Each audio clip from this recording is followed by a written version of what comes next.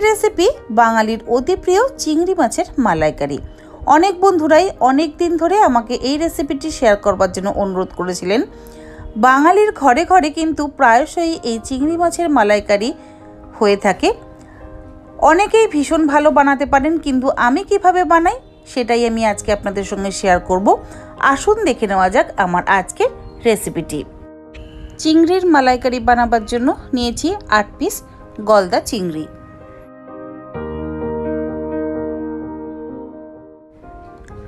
মাছগুলোকে আমি ভালো করে কেটে পরিষ্কার করে নেব।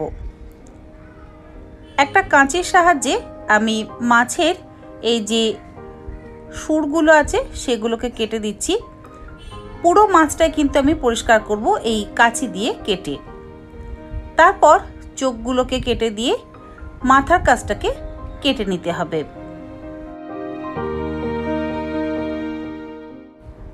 মুখটাকেও কেটে নেব। কাঁচি দিয়ে চিংড়ি মাছ কিন্তু সব থেকে ভালো কেটে পরিষ্কার করা যায়। মাথার মধ্যে যে ময়লাটা আছে সেটাকে বের করে ফেলে দিতে হবে। তারপরে পিঠের দিক থেকে খোসাটাকে আমি এইভাবে কেটে নিচ্ছি। আর খোসাটাকে কেটে নেওয়ার পর মাছের পিঠের মধ্যে যে একটা ময়লা থাকে সেটাকেও টেনে ফেলে দিতে হবে। একদম সরু সুতোর মতন কিন্তু একটা ময়লা থাকে, এটাকে অবশ্যই ফেলে দেবেন।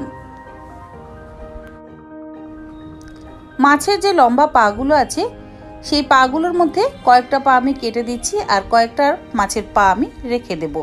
আপনারা চাইলে রাখতেও পারেন, আবার কেটেও দিতে পারেন। এইভাবে সমস্ত মাছগুলোকে আমি ভালো করে কেটে পরিষ্কার করে নেব। তারপর কিন্তু ভীষণ ভালোভাবে মাছগুলোকে ধুয়ে নিতে হবে। মাছ ধুয়ে নেওয়া হয়ে যাওয়ার পর এর মধ্যে দিয়ে দিচ্ছি সামান্য পরিমাণে একটু লবণ আর সামান্য পরিমাণে একটু হলুদ গুঁড়ো। লবণ আর হলুদ গুঁড়োটাকে খুব ভালো করে মাছের মধ্যে মাখিয়ে নিতে হবে। আর মাছের খোসা আমি ছাড়ালাম না, কিন্তু খোসাগুলোকে আমি কেটে দিয়েছি যাতে খেতে অসুবিধা না হয়। আর খোসা ছাড়িয়ে যদি মাছ রান্না করা হয় তাহলে অনেক সময় দেখা যায় মাছের যে মাংসগুলো আছে সেগুলো ছেড়ে যায়, সেই জন্য আমি খোসাটা আর ছাড়ালাম না। আপনারা চাইলে খোসা ছাড়িয়ে নিতে পারেন। এবার আমি মশলা তৈরি করব। একটা মিক্সিং জারের মধ্যে নিয়ে নিলাম 2টো ছোট সাইজের পেঁয়াজ। যদি আপনাদের কাছে ছোট সাইজের পেঁয়াজ থাকে তাহলে 2টো নেবেন, আর যদি বড় সাইজের পেঁয়াজ থাকে তাহলে কিন্তু একটাই পেঁয়াজ নেবেন। আর দিচ্ছি 3 কোয়া রসুন। চাইলে আপনারা 2 কোয়া রসুনও দিতে পারেন, খুব বেশি রসুন দেওয়া দরকার নেই। 4টে কাঁচা লঙ্কা আর অল্প পরিমাণে একটু জল। এবার এটার একটা মিহি পেস্ট আমি করে নেব। আদার ব্যবহার আমি করছি না, আপনারা চাইলে কিন্তু অবশ্যই আদার ব্যবহার করতে পারেন। মশলা আমার তৈরি করে নেওয়া হয়ে গেছে। এবার কড়াইতে দিয়ে দিচ্ছি 2 টেবিল চামচ সর্ষের তেল। তেলটাকে ভালো করে গরম করে নেওয়ার পর এবার আমি একটা একটা করে মাছ তেলের মধ্যে দিয়ে দিচ্ছি। গ্যাসের ফ্লেমটাকে মিডিয়ামে রেখেছি। একসাথে কিন্তু সবকটা মাছ আমি তেলে দিচ্ছি না। 5টা মাছ আমি প্রথমে দিয়ে দিলাম। উল্টে পাল্টে মাছগুলোকে ভেজে নেব।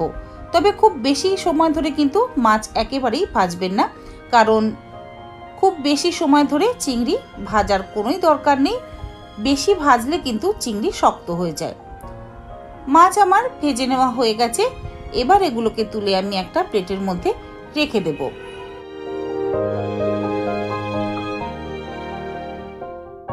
ওই একই রকম ভাবে বাকি চিংড়িগুলোকেও আমি ভেজে নেব।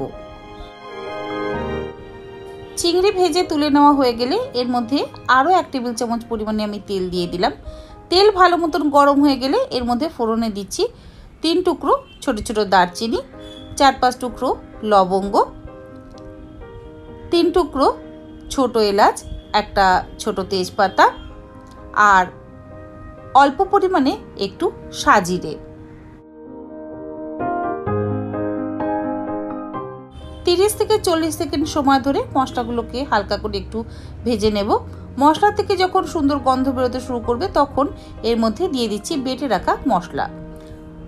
মিক্সিং জারে অল্প পরিমাণে একটু জল নিয়ে আমি বাকি মশলাটাও এর মধ্যে দিয়ে দিলাম। লো টু মিডিয়াম ফ্লেমে মিনিট 3-4 সময় ধরে ভালো মতন কষিয়ে নিতে হবে। মশলা কষাতে কষাতে এর মধ্যে দিয়ে দিচ্ছি 1 চা চামচ পরিমাণ জিরে গুঁড়ো, 1.5 চা চামচ পরিমাণ কাশ্মীরি লাল লঙ্কার গুঁড়ো আর 1/2 চা চামচ পরিমাণ হলুদ গুঁড়ো। সমস্ত কিছু দিয়ে আমি মশলাটাকে খুব ভালো করে কষিয়ে নেব। মশলা খুব ভালো মতন কষানো হয়ে গেছে। এবার অল্প অল্প করে নারকেলের দুধ আমি মশলার মধ্যে দেব আর মশলাটাকে ভালো করে কষাতে থাকবো। গ্যাসের ফ্লেমটাকে কিন্তু লোতেই রাখতে হবে।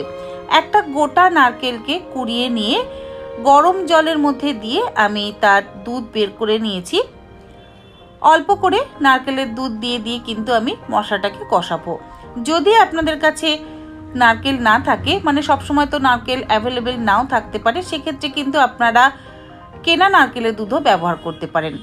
স্বাদ মতো লবণ আর স্বাদ মতো চিনি আমি এর মধ্যে ব্যবহার করছি। 2 চা চামচ পরিমাণে চিনি আমি দিয়ে দিচ্ছি। আপনারা আপনাদের ইচ্ছে মতন চিনি আর লবণটা দিয়ে নেবেন। ভালো করে মিশিয়ে দিচ্ছি। যদি কেনা নারকেলের দুধও না থাকে সেক্ষেত্রে আপনারা নর্মাল গরুর দুধও কিন্তু ব্যবহার করতে পারেন। ঢাকা দিয়ে আমি গ্যাসের ফ্লেমটাকে লোতে রেখে মশলাটাকে 2 থেকে 3 মিনিট একটু কষিয়ে নেব। মশলা থেকে ধীরে ধীরে কিন্তু তেল ছাড়তে শুরু করে দিয়েছে আর মশলা থেকে তেল যখন ছাড়তে শুরু করবে তখন আমি বাকি নারকেলের দুধটাও এর মধ্যে দিয়ে দিচ্ছি। যদি একেবারেই কোনো দুধ না থাকে সেক্ষেত্রে কিন্তু আপনারা পাউডার মিল্কও ব্যবহার করতে পারেন। যদি বাড়িতে গুঁড়ো দুধ থাকে সেটাকেও গরম জলে গুলে আপনারা অবশ্যই ব্যবহার করতে পারেন, তাতেও কিন্তু স্বাদ খুবই ভালো হয়। অল্প পরিমাণে আমি একটু ফ্রেশ ক্রিম দিয়ে দিচ্ছি, 2 টেবিল চামচ মতন। ভালো করে মিশিয়ে দিচ্ছি আর লো টু মিডিয়াম ফ্লেমে গ্রেভিটাকে ভালো করে ফুটিয়ে নিচ্ছি। গ্রেভি ভালো মতন ফুটে উঠলে এর মধ্যে দিয়ে দিচ্ছি আগে থেকে ভেজে রাখা চিংড়ি মাছ। একটু উল্টে পাল্টে দিতে হবে। দিয়ে দিচ্ছি 4টে চেরা কাঁচা লঙ্কা। গ্যাসের ফ্লেমটাকে লোতে রেখে ঢাকা দিয়ে 5 মিনিট রান্না হতে দেব।